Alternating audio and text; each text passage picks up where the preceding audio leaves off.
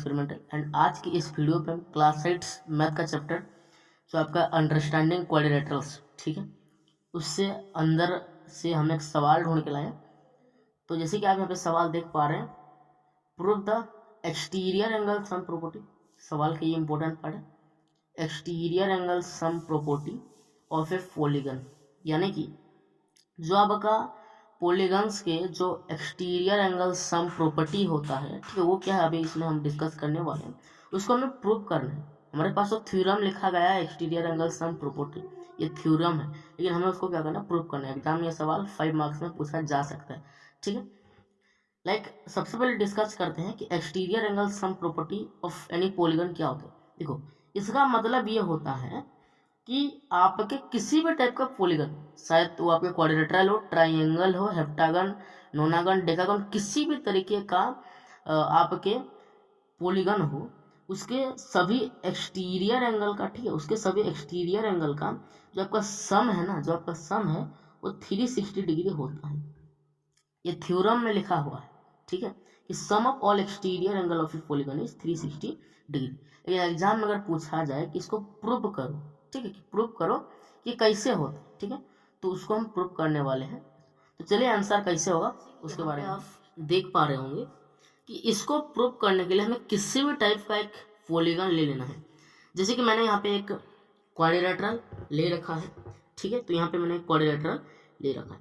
देखो, इस quadrilateral, like this is the quadrilateral A B C and D, and यहाँ पे मैंने हर एक साइड पे एक एक एक्सटीरियर एंगल निकालना है, because we have to prove the exterior angle sum property. Yes सुनो, तो मैंने देखिए यहाँ पे एक्सटीरियर एंगल निकाला। लाइक यहाँ पे ये पहला आपका एक्सटीरियर एंगल है, एक्सटीरियर एंगल 1, ये आपका एक्सटीरियर एंगल 2, एक्सटीरियर एंगल 3, ये आपका एक्सटीरियर एंगल 4।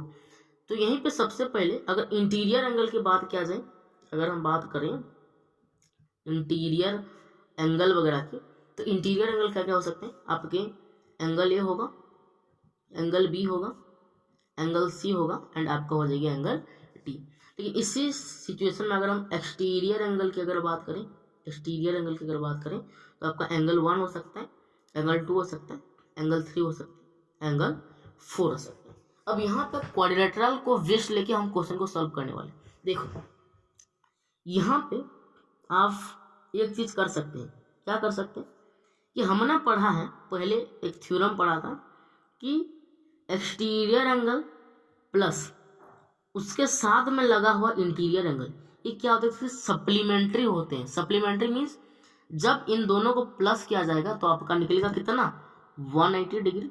ये पढ़ा है, और ये क्यों होता है इसको भी हमने प्रूव करना सीखेंगे आगे, ठीक है। तो ये थ्योरम बस हमें इसमें लगाने वाले हैं, ठीक है, कि ये क्या होता है, सप्लीमेंट्री होता है। तो अब यहाँ पे कुछ इस तरीके से लिख सकते हो कि angle A plus angle 1 which is equal to 180 degree हो सकता है, बिल्कुल हो सकता है। अब एंगल बी प्लस आपका angle 2 which is equal to 180 degree हो सकता है, बिल्कुल हो सकता है, क्यों नहीं हो सकता है। अब नेक्स्ट अगर आप देखोगे तो एंगल सी प्लस आपका एंगल 3 को अगर देखोगे तो this could equal to 180 degree, yes और नो, ओके, बिल्कुल, बहुत बढ़िया। अब एंगल डी को अगर देखेंगे तो एंगल डी प्लस एंगल 4, तो ये भी हो सकता है 180 डिग्री। अब इसमें से हम प्रूव करने वाले कैसे, तो सबको ऐड करो, ठीक है, ये सबको आपको ऐड करो। हमें यहाँ पे क्या करना है, लाइक यहाँ पे हम क्या करेंगे, यहाँ पे आपका एंगल ए प्लस एंगल 1 है, ओके, ब्रैकेट पे रखो, प्लस आपको एंगल बी प्लस आपको करना है एंगल 2, ब्रैकेट पे रखो, प्लस आपको करना है angle C plus angle 3, bracket पे रखो, प्लस आपको करना है एंगल डी प्लस एंगल 4। कर लिया। अब ये इज इक्वल टू क्या होगा, इस साइड पे 180 degree plus 180 degree plus 180 degree plus 180 degree हो सकता है, बिल्कुल हो सकता है। अब थोड़ा सा बात यहाँ पे ध्यान से रखिए, यार ये ABCD को एक साथ कर दिया जाए, है कि नहीं, हम कर लेंगे।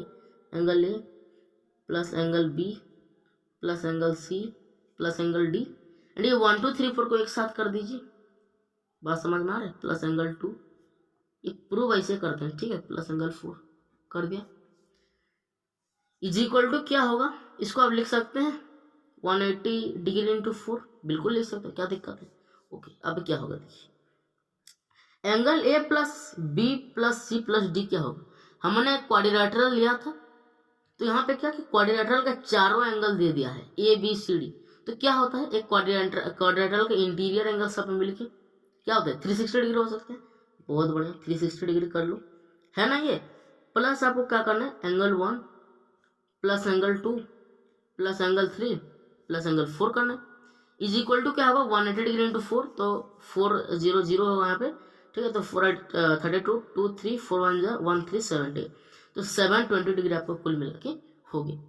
तो अब यहाँ पे क्या देख पा रहे हो, ये डिग्री है, ये डिग्री है, तो इसको इस साइड में ट्रांसपोज कर लो, करेंगे, ओके, क्यों नहीं करेंगे, बिल्कुल करेंगे।